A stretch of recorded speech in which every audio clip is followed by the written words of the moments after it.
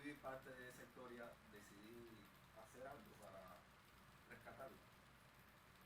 Entonces, es muy difícil en nuestro país lograr tener un registro preciso de lo que sucedió en los años 80 con respecto al desarrollo de videojuegos. Por muchas razones, en aquella época la plataforma más común de desarrollo eran los teclados MSX, los famosos teclados inteligentes. Ahí tenemos referencia de que muchas personas intentaron hacer videojuegos. Era una plataforma muy buena para hacer videojuegos por su cantidad de colores, porque tenía un procesador de sonido con bastante capacidad, a diferencia de la primera PC IBM, que eran bastante limitadas en ese aspecto porque no se diseñaron para jugar. Entonces, a pesar de esas cosas, no tenemos muchas nociones de lo que se hacía, pero sí sabemos que en todas partes había gente intentando hacer videojuegos. Lo que no se conservaban, porque no habían las capacidades de almacenamiento que existen hoy. En aquella época generalmente lo que se usaba eran casetes, cintas de casetes para guardar, y eso no perduró.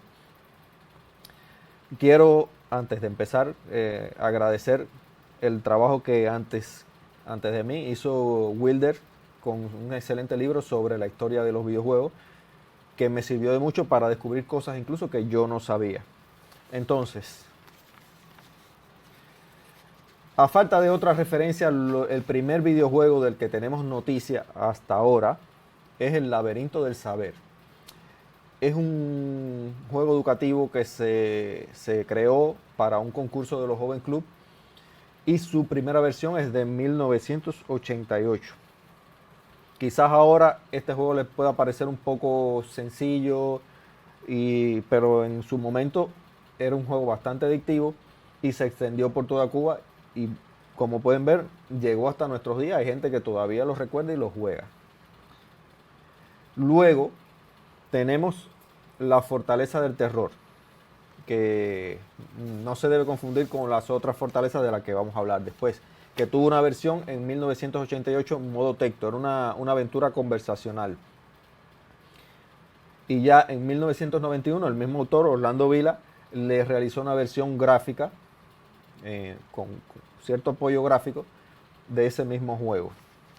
Entonces, también tuvimos Escorpión. Este juego, por supuesto, está desaparecido porque se guardaba en libreta. O sea, en los laboratorios estaba prohibido jugar, y lo que la gente hacía era que tenía el código en una libreta y a la hora de jugar lo tecleaba y se ponía a jugar. Esto es una reconstrucción, lo que ven aquí es como una reconstrucción en base a la memoria de lo que la gente recuerda del juego, y le llamaban el escorpión porque no tenía incluso ni siquiera nombre, porque el último nivel tenía esa forma de escorpión. Ya en 1990 también tenemos un juego creado por Wilder también, que intentó ser algo diferente y no una copia de los títulos de MSX que jugábamos en aquella época, que eran casi todos los juegos de Konami, que eran lo que todo el mundo tenía y lo que todo el mundo jugaba, que llevó un proceso de diseño, un proceso de programación que lamentablemente también se ha perdido, y esto que ven es una reconstrucción que hizo el autor en base a la memoria. Como les decía al principio, suponemos que mucha gente se dedicó a hacer juegos, pero no había muchas condiciones para guardarlos, y había mucha presión en contra de los videojuegos en aquella época. Como les decía, no estaba permitido jugar en los laboratorios, te sacaban si te cogían jugando, se hacía, pero bueno, en todas partes se hacían juegos, en los IPVC, en los Joven Club, cuando la gente empezó a ir a ellos. Todo el mundo quería hacer cositas. Deben haber muchos títulos, muchos intentos de aquella época que no llegaron a salvarse. Así que no tenemos más referencias de juegos conocidos de aquella época. En 1991 hay un evento que es fundamental en el desarrollo de videojuegos cubanos, y es que surge el grupo Merchise, que oficialmente se llama Grupo de Software para Entretenimiento, Redes e Internet de la Universidad Central Marta Abreu de Las Villas. Merchise fue algo que cambió la historia de los videojuegos cubanos. Por ejemplo, en el 1991 ya se crean las dos fortalezas, no la fortaleza del terror, la fortaleza de la bestia, que era la primera y la segunda parte, que son unos clásicos, incluso a nivel mundial están considerados como clásicos de las aventuras conversacionales. Se crearon los creó un miembro del equipo Merchisi. PC Troll de 1993. Era un plataforma en modo texto, algo bastante poco común incluso en aquella época. Que se hicieron muy pocos juegos basados en modo texto. ¿Por qué en modo texto? Porque el modo gráfico del IBM PC era muy limitado. La CGA lo que tenía era una resolución, creo que 320x200 con con dos paletas de 4 colores. En modo texto se tenía acceso a más colores. De ahí este invento de hacer un juego en modo texto. Votar, otro título de la época que también fue un software educativo. Merchisi trabajó mucho la línea del software educativo y el Votar era menos conocido, o sea, no se extendió tanto, pero también era un software educativo de ellos. A ver, entonces, lo que iba a ser una total genialidad desde el punto de vista técnico y de diseño. Axor, que iba a ser una aventura cinemática que lamentablemente se canceló. Aquí los desarrolladores de Merchisi usaron todo tipo de técnicas avanzadas como desplazamientos laterales, cosas así, que eran lo último de los gráficos en ese momento. Estaba inspirada en un otro juego que se llamaba Another World y por desgracia nunca llegamos a verla porque se canceló. Bueno, en aquella época también se cancelaban proyectos. Entonces, Escape del Castillo de la Física se lanzó en 1995. Esto es una aventura point and click. Y tenía cierto componente didáctico, como dice el nombre, para usted poder abrir las puertas y moverse por el castillo tenía que tener conocimientos, al menos básicos, de física. Y se desarrolló usando una herramienta que creó Merchisi que se llama Magister Ludi, que era específicamente orientada a la creación de aventuras gráficas. De este juego sí nos quedó, yo lo tengo por ahí guardado, pero bueno, no sé si funciona bien o no. En 1995 se presentó Madhouse, el primer FPS cubano. O sea, si alguien a esta altura hace un FPS y quiere decir que es el primer FPS cubano, no. Ya en el 95 Merchisi había creado uno, que se remontaba el origen del proyecto al 92 cuando se le hizo ingeniería inversa al Wolfenstein 3D, que había acabado de llegar. Al juego también se le implementó un sistema de 3D que con gafas de la de dos colores se podía ver el juego en 3 dimensiones. O sea que también podemos decir que es el primer juego de realidad virtual cubano.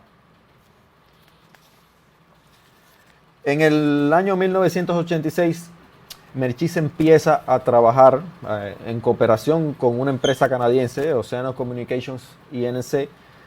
Y entre los diferentes proyectos que sacaron, que no fueron todos de videojuegos, tenemos el primer juego multijugador cubano, hasta donde sabemos, que fue Netris Combat. Era un Tetris multijugador. Se le tuvo que cambiar el nombre a Netris por cuestiones de derechos de autor. Y se lanzó en 1997. En el juego usted jugaba contra otras personas y cuando completaba una línea eso se convertía en un efecto que se podía utilizar para entorpecer el avance del otro jugador. Lamentablemente por diferentes errores cometidos a la hora de comercializar el juego, no fue un gran éxito comercialmente, pero la idea estaba muy bien. Quizás en esta época en que se utiliza mucho más la monetización y los micropagos en los juegos, quizás un juego así hubiese llegado mucho más lejos. Sin embargo, el proyecto más grande en el que se embarcó el grupo de Merchise sería el Star Peace, un multijugador masivo que pasó por diferentes iteraciones y al final terminó en eso, una simulación económica inmensa. Este podemos decir que es el primer MMO cubano. Igual, ya ellos lo habían hecho antes. Este juego también tuvo sus problemas desde el punto de vista comercial, no logró un gran éxito, aunque sí tuvo muy buena acogida en los usuarios e incluso a día de hoy existen personas que voluntariamente mantienen servidores de Star Peace. O sea que se puede jugar. Lo significativo en mi opinión de Merchise no es que hayan hecho muchos juegos, porque si usted mira hacia atrás no son tantos proyectos. Lo más importante es que ellos fueron muy innovadores y que rompieron el hielo. Los logros que ellos han conseguido no se han podido igualar, a pesar de que estamos avanzando. No creo que hayamos igualado lo que ellos consiguieron en su momento. Ya a partir de la desaparición de Merchise, entramos en los años, principios de la década de los 2000, el videojuego en Cuba prácticamente desaparece.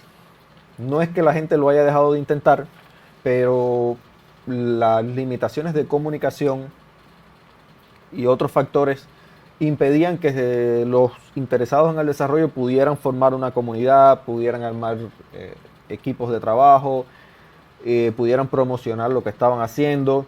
Los juegos se hacían mucho más complejos de hacer. Ya no era una persona en una computadora o dos personas haciendo un juego. No era igual, hacía falta herramientas más complejas y teníamos más computadoras y sin embargo de esa época no ha perdurado nada.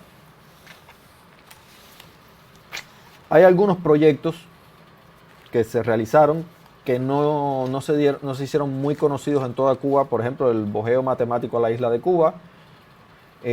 Aquí en la UCI se realizó Novatux, un juego didáctico que se creó usando herramientas libres, que yo estuve aquí en esa época y conocí a algunos del equipo, sobre todo a David Padrón, que era el que estaba a cargo de eso. En los Joven Club de Cienfuegos se realizó el Socobó, que era un puzzle estilo Socoban, y Gesta Final, que se desarrolló en el 2012. Supongo que todos hemos oído hablar de Gesta Final, quizás no muy bien. También, por supuesto, había gente por su cuenta intentando hacer cosas, como por ejemplo Indiana Jones al Rescate, que era un demo de aventura gráfica y que fue desarrollado por Michael Salas, que también hizo el intento de llevar la Fortaleza de la Bestia a modo gráfico. Entonces, ya hacia el 2009 y un poquito más allá empieza a cambiar un poco las cosas. Se realizan, por ejemplo, el primer festival de videojuegos cubanos en el Palacio Central de Computación en el 2009. En el 2012, en esa misma sede, le cambian el nombre y se realiza una muestra expositiva donde se presentan 11 títulos, 11 videojuegos. Y eso demuestra que el interés existía. Había gente intentando hacer juegos, aunque la dificultad ya seguía siendo bastante alta. O sea, siempre fue difícil, siempre es y será difícil hacer un videojuego, pero ahora es mucho más complicado que antes. Entramos ya a mediados de la época, después del 2010.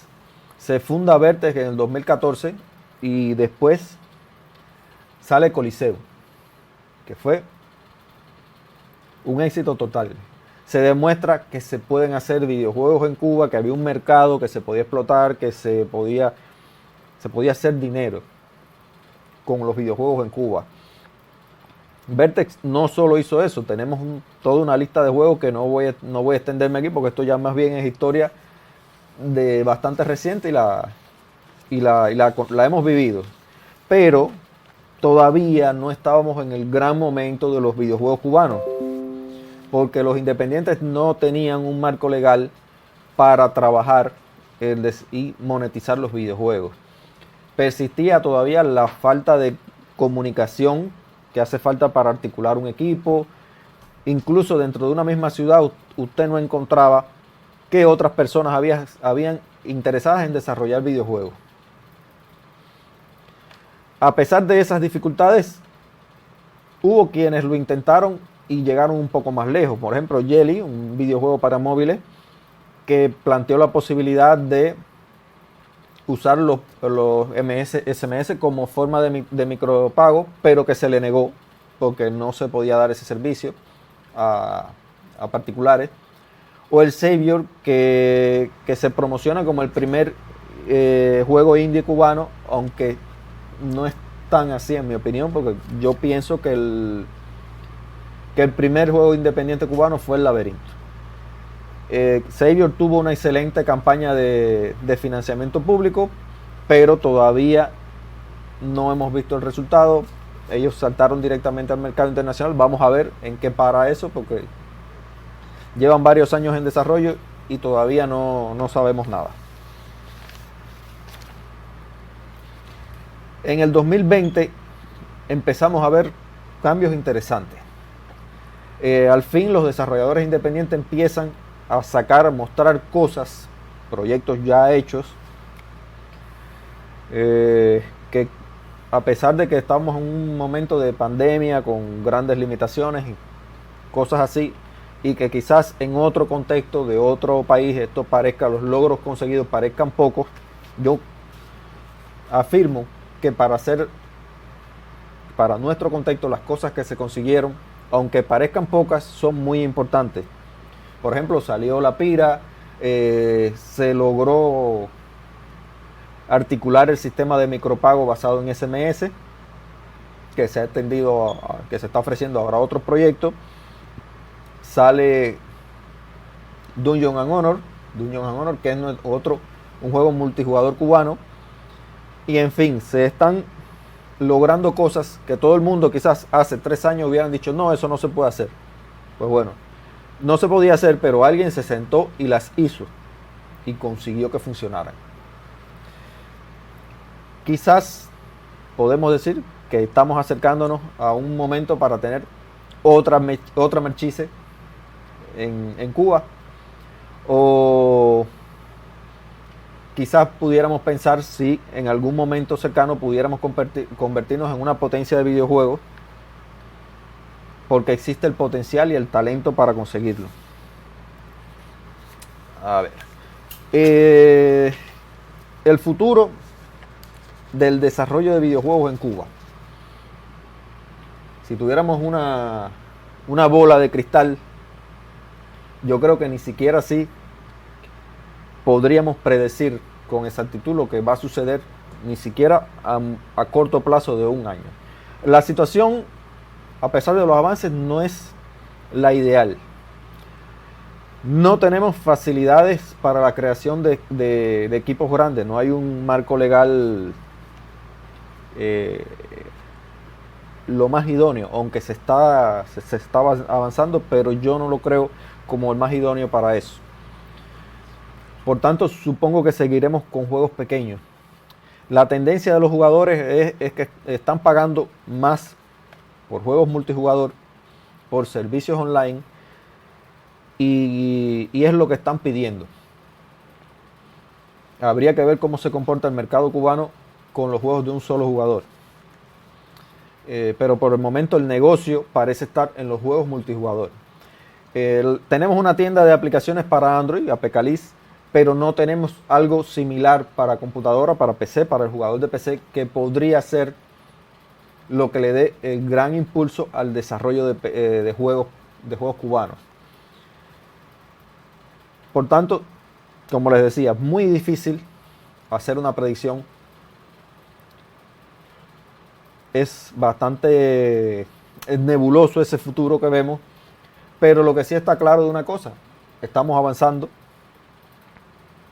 y vienen tiempos interesantes. no en el sentido de la frase china de que ojalá vivas tiempos interesantes. No, vienen tiempos interesantes donde vamos a ver el nacimiento de una industria cubana de videojuegos. Es lo que yo preveo y es lo que realmente de todo corazón deseo. Entonces, hasta aquí la conferencia, esta pequeña historia breve y necesariamente incompleta de los videojuegos hechos en Cuba. Muchísimas gracias, Roger, por esta conferencia. Nos han llegado algunas preguntas por internet a través de nuestras redes sociales. Por ejemplo, una de las preguntas que nos están haciendo es cómo usted, desde su punto de vista, considera cuáles son los hitos principales de esta historia de los videojuegos cubanos que debiéramos retomar en el presente y en el futuro. Bueno, como yo decía, Merchise es el gran evento en el desarrollo de los videojuegos cubanos. Por ser los primeros y por lo que hicieron. Lo estamos retomando, o sea, Vertex es prácticamente el heredero de Merchise. Pero no deberíamos limitarnos solo a eso.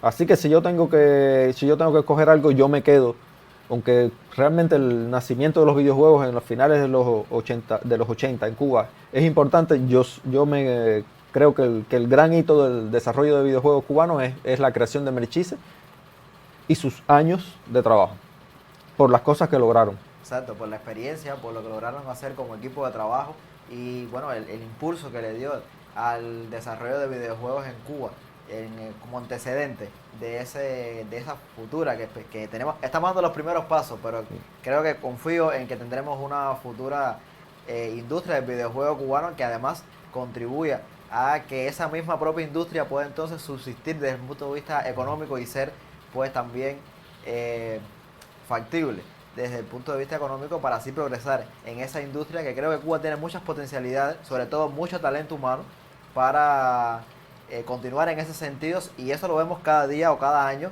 en una nueva edición del Global Game Jam, y por supuesto estoy seguro que lo vamos a ver también en esta edición del Global de este evento. Bueno, muchísimas gracias por acompañarnos en esta jornada de hoy. Por supuesto que los internautas están muy agradecidos de la conferencia que nos ha impartido este bosquejo, como usted decía, necesariamente incompleto, sobre la historia del videojuego en Cuba. Una vez más, muchas gracias. Gracias a ustedes por invitarme. Y nosotros continuamos entonces con más en